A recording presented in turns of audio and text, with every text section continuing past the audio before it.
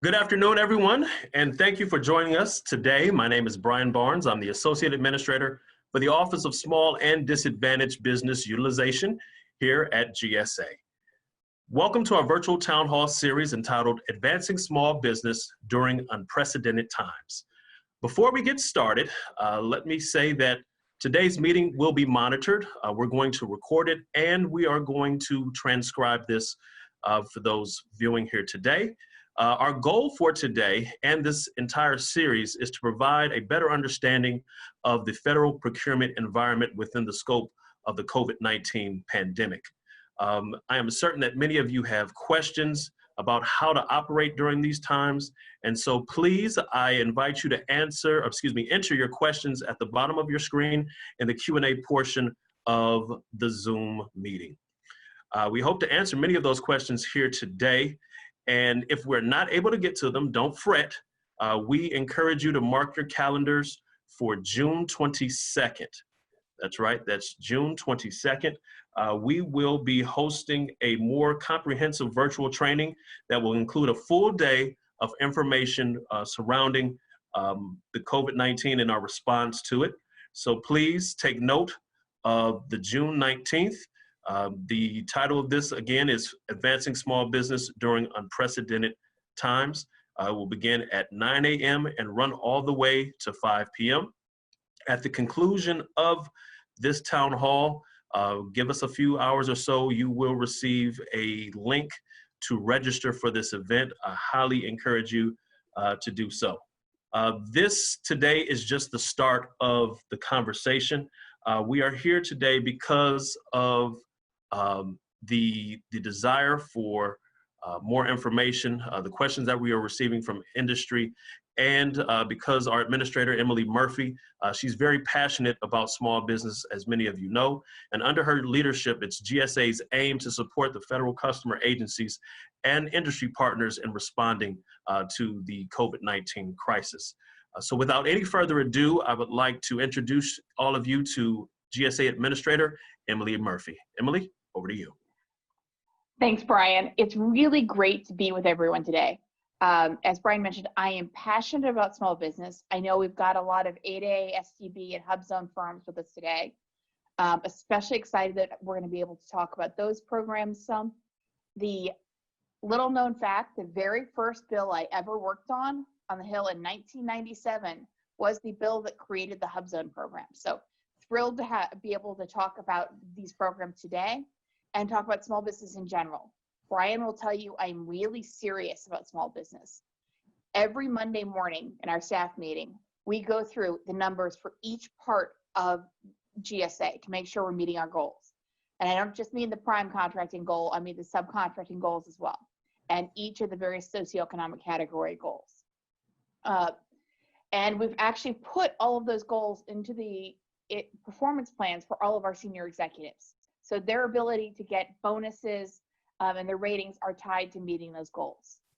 So I appreciate the time you're taking to be with us today. I know you're busy right now, but it's critically important that we provide a platform for small businesses to be able to ask questions and have discussions around how the COVID-19 pandemic is affecting your work. GSA is doing a lot to support the federal government in terms of that work. As of earlier this week, we've done nearly about 16,000 contract actions. So about 63% of all the contracts that have been issued in support of COVID were done on behalf of, done by GSA. Of that, 66% went to small businesses. That means that, 66% of the transactions went to small businesses, and 41% of the dollars that went through GSA went to small business. So it's an area where we're even now focusing on trying to support small business and continue to expand our industrial base. And when I say that we're doing a lot to support small business, I want to talk a little bit about the things we're buying. We've bought 26.8 million pairs of gloves so far. That's enough to put a pair of gloves on everyone in the state of Pennsylvania. We have bought 143,000 gallons of disinfectant and cleaning solutions, which is enough to fill a stack of soda cans, and I'll show you my Diet Coke can, 114 miles high into the air. We bought enough cleaning wipes to stretch from DC to San Francisco, California. And that's just the beginning. We bought laptops, we bought MREs, we bought beds and cots, we're buying face masks, and we're just getting started. Because right now, we've got agencies who have been out of their offices and working remotely. As they come back into the office, there's going to be even more work for them to do and even more supplies that they're going to need to do that work. And that means not just supplies in terms of face masks, but also technology, support, contracts, screening.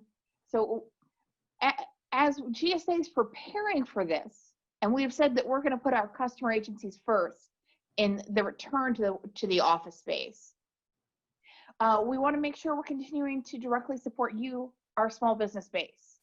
So we've been providing hours of training on how to successfully navigate the federal procurement process. We've created matchmaking programs to link small businesses with GSA prime contractors. We're offering one-on-one counseling to help in unique situations. This year is full of challenges, but it's also full of opportunities. We need to be in sync with each other to best see and be in a position to capitalize on those options and those opportunities. So while there's a lot of information circulating about federal procurement and the pandemic response, I'm hoping today will bring some clarity to you and help, frankly, again, I fell in love with small business contracting years ago because I think it's an area where we can reach every part of the United States. We're serving communities, we're creating jobs, we're encouraging innovation, and we end up with a really great, strong industrial base. So I'm hoping to use today as a catalyst to bring your businesses up to speed. And if you are already contracting with us, let you know about new opportunities. If you aren't contracting with us, talk to you about how to get started in that process and that journey and figure out if it's the right path for you going forward. So again, thank you all for being here, and I'm going to turn things back over to Brian so we can get started with the questions. All right, thank you very much, Emily. The first question as we dive right in is, what GSA contract vehicle has been the most helpful to the federal government with responding to the COVID-19 pandemic? So it's always hard to choose just one because we've used a lot of different contract vehicles to try and meet our customer agency's needs, but I'd say for the schedules program. And we're really fortunate, and they say that it's better to be lucky than good some days. We'd actually worked on consolidating our schedules program that had been a plan that we'd had in place for the last few years, and we actually issued the consolidated schedule modification in January, just before COVID really hit the United States. It has meant that it's been much easier for our customer agencies and for the vendors who are doing business with us to add new products to the schedules. So it's helped us a lot in addressing our supply chain issues. But in addition to the schedules program, GSA's global supply program, our fourth party logistics programs, our GWACs, and our relationship with Ability One, all of those have been incredibly useful. Our professional services schedules, for example, have been modified. We've gone in and found ways to do enhanced screening for visitors to federal buildings. We've used the schedules program to support the SBA in getting laptops so that they can implement the PPP program. We've used it to get PPE and cleaning supplies from Ability One and a variety of other providers. And we've just, I think our contract vehicles have really shown that they've got the flexibility in them that we can do a lot with small businesses using those contract vehicles and really meet the needs of our agency customers. Excellent. Now, for those who don't have a current schedule, GSA current schedule, but they have a good response to COVID, what is the best strategy for them to move forward with getting on schedule? Because we know it takes time. What steps could they logically take? Okay, and I should have mentioned this from the very beginning. Before you even do it, if you have something that you think would help GSA or help any of our customer agencies, in responding to COVID, please send an email to COVID-19 support@gsa.gov. And that's COVID-19support@gsa.gov. We've been able in some cases to modify existing contracts in 24 hours or work with others to find ways to bring those products in, whether it's having them partner with an existing schedule holder and modify it so that it can be offered as a subcontract, or helping them expedite a new schedule award. You know, if there's something in support of COVID right now, we want to be working with you to make sure that happens. I'd also say that Brian's office, the Office of Small and Disadvantaged Business Utilization, is there to help you, as is your local Procurement Technical Assistance Center. They will help you complete a GSA schedule offer. They'll help you get registered in the system for award management. Their services are free, and we're trying to do as much as we can to make this as easy as possible. We can also help with things like contractor teaming arrangements with existing schedule holders. So if you've got a product that you want to sell and think that would support the government right now, again, please email us at COVID-19support@gsa.gov. Thank you very much, Emily. And I'll also add to that, as you pointed out, my office is very well equipped to help individuals navigate through this process. I'll give out a point of contact that they can reach out to as well. And this individual is in my office. Her name is Sarita Dyson. That's SYRETTA.DYSON@gsa.gov. And I'll also have her information posted in the chat for this Zoom webinar as well. The next question that we have is going to come from the audience. We have Michelle Burnett, who is the Executive Director of the HUBZone Contractors National Council. Michelle, you're up. Thank you. So with COVID wreaking havoc on our nation's economy, is there any plans to lift big spending requirements in order to encourage acquisition professionals to solicit and increase contracting opportunities to individual or unique companies? So since with the advent of COVID-19, GSA has put a lot of changes in place to make it easier for our contracting officers and the businesses that we're dealing business with. We've increased the micro purchase threshold. We've increased the simplified acquisition threshold. We've put in waivers for the Trade Agreements Act and the Buy America Act, to make all of which will make it easier for businesses who are doing business with us. So we've been looking at those thresholds you're talking about to try and make it easier for small businesses to do business with GSA. Additionally, we've been trying to focus on how can we be a better partner. Among other things, we've changed, we've modified, and I'll give Jeff Kosis, who's our Senior Procurement Executive, and is on this call, a lot of credit. He, at the very beginning of this, went out and modified a lot of our contracts and gave guidance to our contracting officers on how to modify contracts so that contractors could work remotely.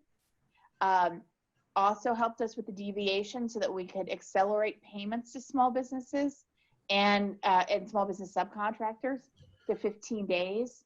He's helped us do things like extend the requirements for re-registration in SAM. He's helped us with our 3610, the CARES Act guidance, helped us with things like paid leave, and set up an acquisition, on acquisition.gov. There's now a whole series of GSA guidance that's available on how we can do a better job, in the policies GSA has put in place to make it easier for small businesses and addressing those thresholds that are in place for small businesses as they're trying to provide support to GSA. That was awesome. All right, thank you for your question. Thank you. The next question will come from Lori Sales, the President and CEO of Civility MS. Lori, you're up. Hello. Thank you, Administrator Murphy and the GSA team for this town hall meeting. Ms. Murphy, you have been consistent in your efforts for small businesses. Having you at GSA is a blessing for us all, and I remember your days at the Hill.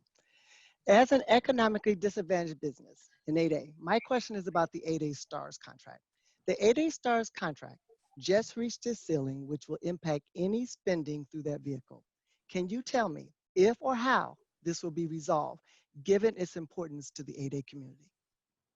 So we are working with SBA and with the Office of Federal Procurement Policy on a solution to this.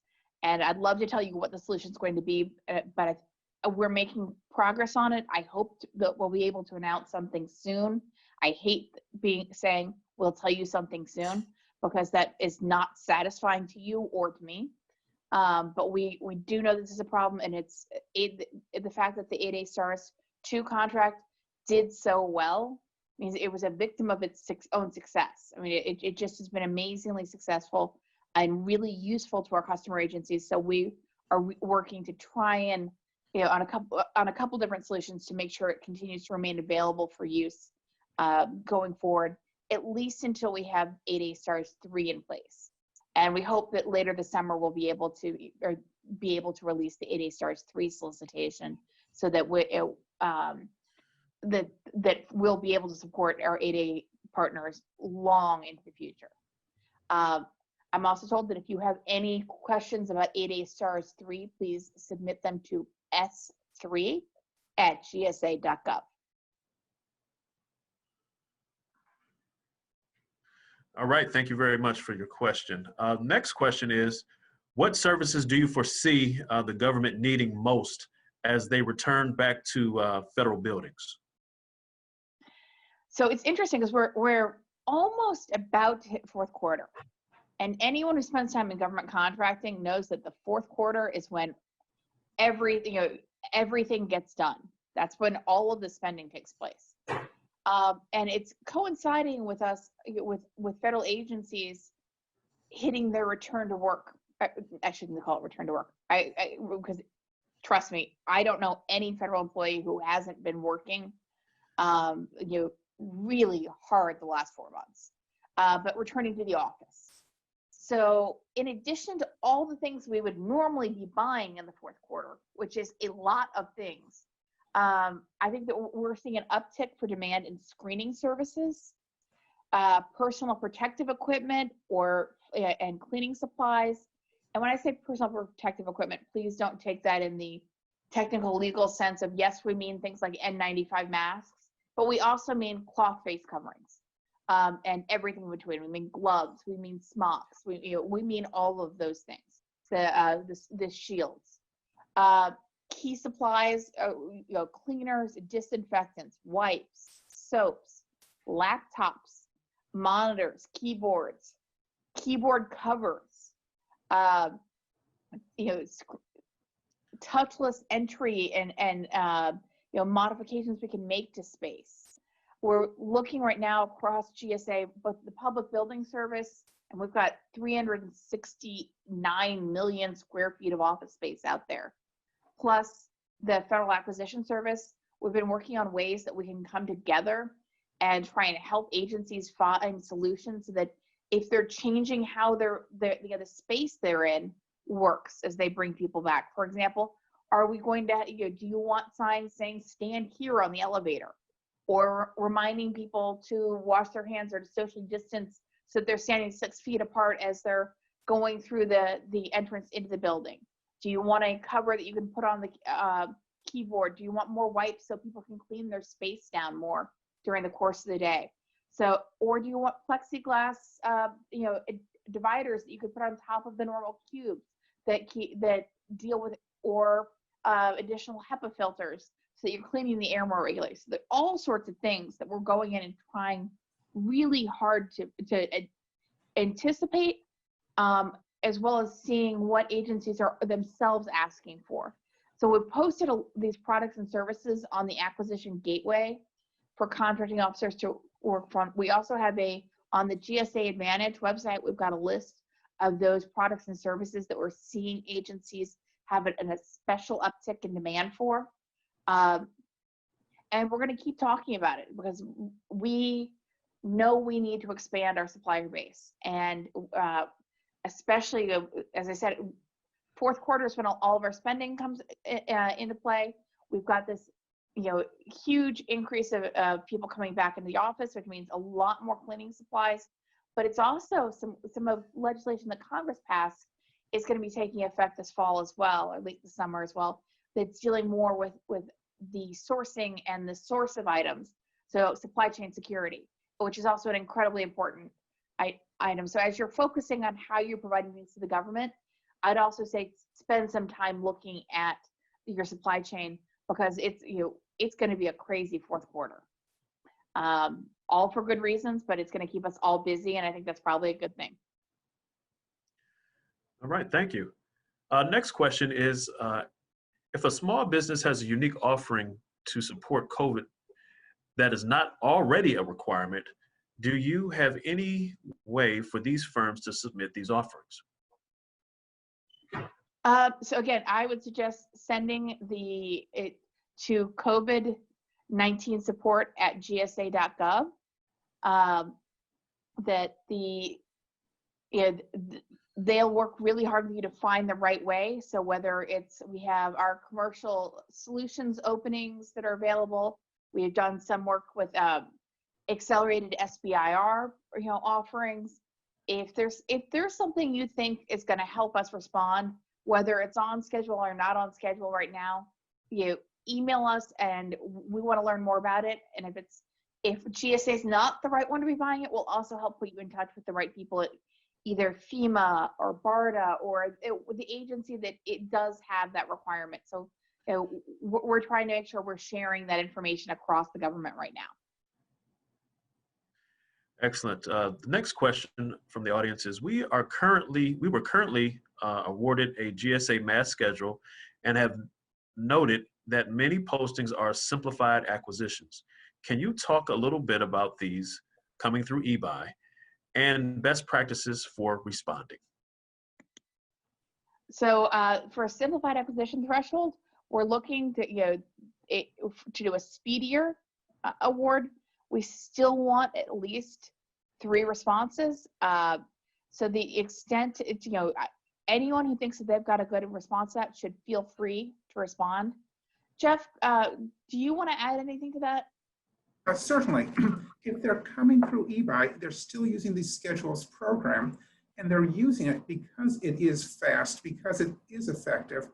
A few moments ago, the administrator pointed out schedules as her first answer when talking about which are the most valuable tools to use. We've really seen that come home so much because of the speed and because of the variety of items. So yeah, we are seeing a whole lot going through eBuy, and much of that we're looking for incredibly fast responses.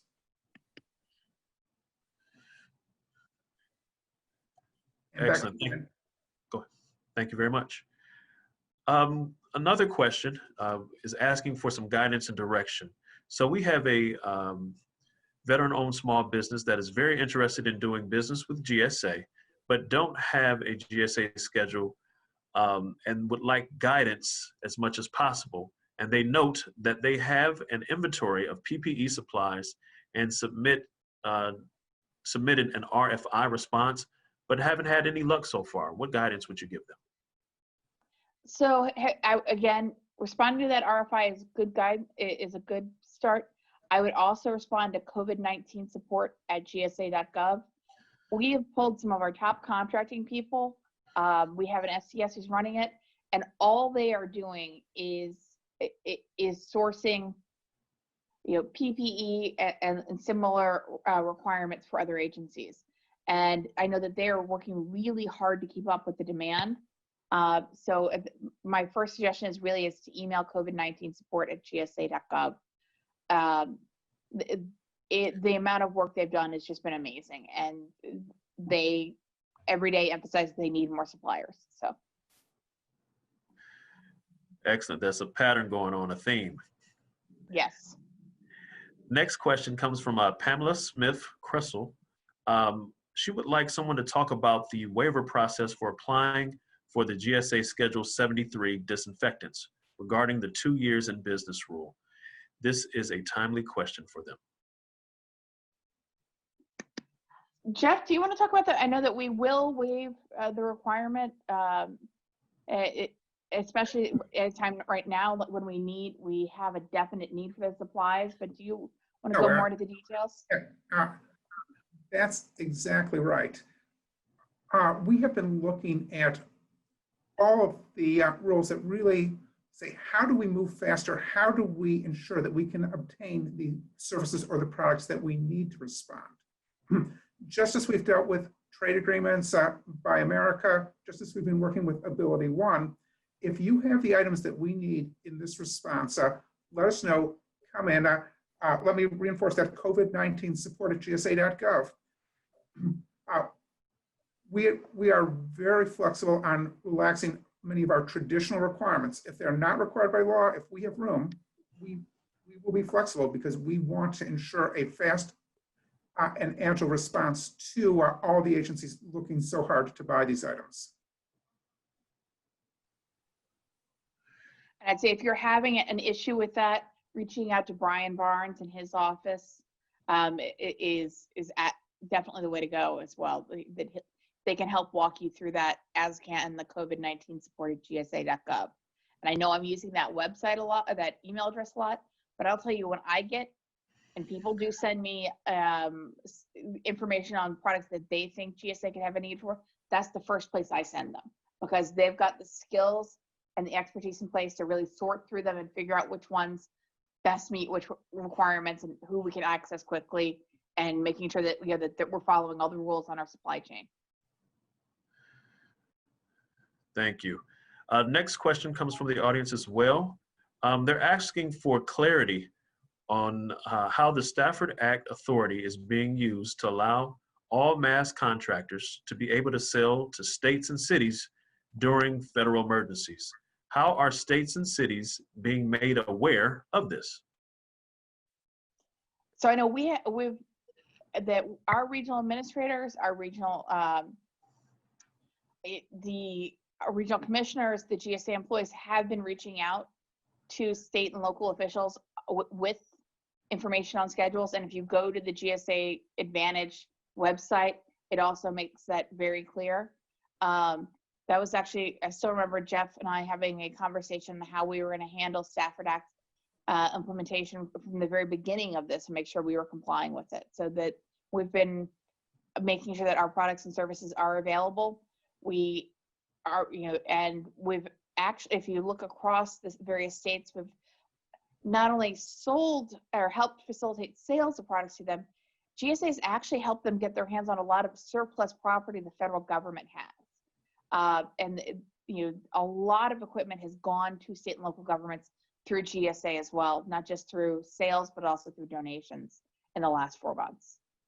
I would add, one of the prime areas of interest we've seen from state and local government is community hospitals.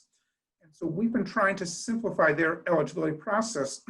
So if they have a grant from FEMA, if they have a grant from HHS, they are fully able to use GSA schedules as part of the disaster response. And so we've been trying to simplify, to broadcast that message, and to ensure that they understand that eligibility.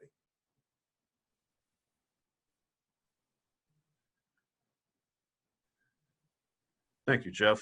The next question comes from Stephen Mackey. He says, considering the recent national focus on socioeconomic inequalities, has there been any discussion at the federal level about giving HUBZone certified small businesses the kind of direct sole source award access as the 8A business development program in order to fuel the creation of new jobs in economically impoverished communities? So that's a great question, and it's unfortunately it's not something that GSA or the executive branch can do on its own. The ability to do sole source with HUBZone companies exists only if there is only one HUBZone company that can do the work and it's below the threshold. Congress would need to change the statute in order for us to treat the program the same way that we treat the 8A program. However, we are looking at whether or not we could develop or use a GWAC in the future to make it easier for HUBZone companies to compete for and get awards quickly. So that's we're exploring the idea of in the future having a GWAC that would be open to or have at least part of it set aside for HUBZone companies. All right, thank you. Next question is, we are an IT service company, a GSA schedule holder, and a small business. Are there any needs for IT services in the COVID-19 response? Yes. If GSA, and I'm just going to use GSA as an example, we went to mandatory telework on March 16th, which meant that we have had, the requirement for IT services and IT assistance, and our CIO has done an amazing job in supporting us. But other agencies have been trying to buy laptops, power cords, monitors, the services they need to allow for video conferences like this, the security systems around it. If you think there's been a broad variety of needs, telehealth and telemedicine applications in terms of IT support. We actually earlier this year got a designation from the Department of Commerce to use the Defense Production Act to prioritize and actually, so we could skip the line in buying IT products and services in response, so to help support agencies with telework and telemedicine. And I know that was an incredibly unusual step. I can't recall any time that GSA has used the Defense Production Act in my career, and so it's the first time that I recall us ever doing this. And it really speaks to the need that we've had for IT supplies and services, as well as those that what people think of more of like thermometers and face masks and cleaning supplies. And I think we have time for one question, and it's come up a lot in the Q&As. With the time that it takes to get on schedule being long, I know we've increased our time in onboarding. What is the average time in processing new applications to get on schedule for GSA? Can I give the true lawyer's answer of it depends? Sure. So let me answer it a few ways. If you're trying to get on schedule because you're selling us something to deal with COVID, we're going to expedite that right now. We had already piloted and really tested out a fast lane process for IT. Part of the reason we're consolidating our schedules into one contract vehicle is to make it easier and to be able to expand that further across GSA. We've also been putting in place RPA bots and things like that. There's one called the Truman bot that's out there right now that helps speed that up. So it depends. I couldn't tell you the exact number. I know that for IT under the fast lane, we've gotten it down to 30 days or less. In other cases, it was 90 days. It frequently depends on how complicated your offer is. But if it's something that's in support of COVID-19 right now, I'd say, send that email to COVID-19 support at GSA, and we're going to do whatever we can to try and expedite that process. Excellent. Next, we have the question, will GSA be utilizing OH3 Fax Schedule during the fourth quarter? Please specify the services needed. So there really isn't an OH3 Fax Schedule anymore because we're down to one schedule, but the products and services that were on the OH3 Fax Schedule, yes. Again, we're talking about, we've actually been piloting even before COVID-19. We had a pilot in place that started in Region 6, which is Kansas City. We'd expanded it to Region 3, which is the Philadelphia area, and then into the National Capital Region, so that the Public Building Service is doing more and more pre-positioning of its requirements against those old OH3 Fax Schedule holders. So a lot of the facilities work we're doing, and as we, it's hard. It's everything from as we're looking at the work that's going to need to be done to buildings, as we respond to the just standard repair maintenance of the buildings after they've been vacant for a while, or as we're trying to, increase cleaning, increase the HVAC capabilities, all of those things. I think that the schedules are going to be one of the first places that PBS turns, and PBS has it as a priority to be a better customer of the schedules program, and particularly of what used to be the OH3 Fax Schedule. And Brian, that's been one of the initiatives that I've been working for the last year plus. We've been working very closely with both PBS and FAST. PBS in terms of the benefits and the opportunities to use this schedule and the significant savings that are resulting. FAST in terms of the importance of adding to the vendor base on that schedule, particularly in any city with a significant federal presence. We are looking for more small businesses in all socioeconomic categories. It's an area where we've talked that, and we have reached out both to your office and SBA for assistance, because we are very much looking for strong, capable small businesses with really good skills in facilities management space. Excellent. And then the final question of the hour is this. Given the challenges of COVID-19, will GSA consider allowing an extension of time for new schedule holders to secure the required $25K in sales? Yes. I think, Jeff, correct me if I'm wrong on this, but didn't we already come out with a policy saying that we would, that given the current situation, that we were going to give people a little bit more time on that? We've not said that, but we absolutely will. Okay. Right here and there. There we go. Well, I want to thank everyone for their questions. The questions that we did not get to, we have captured them, and we will respond after this town hall. We want to thank Administrator Murphy for her time here, and I would like to ask her if there's any closing remarks she would like to make. I really want to thank everyone who took the time to participate today. I know we have over 300 participants, which is great. I would love to see, hope that means we've got 300 businesses that are going to be actively engaged in our supply chain. We've got a big job ahead of us, and we would love to have you be part of our response to that job. So thank you again for the time, and thanks to Brian and the HUBZone Council and the to everyone who's participated in putting this together. I am really grateful. Lori, thank you so much for all your support. And Jeff Kostas for being there as my subject matter expert on all things schedules related. So thank you all, and please stay safe, and look forward to keep doing business with you. Excellent, excellent. And just a reminder to everyone here in the town hall, earlier I pointed out that on June 22nd, we will have the Fast Forward Advancing Small Business during unprecedented times. This is a day-long event.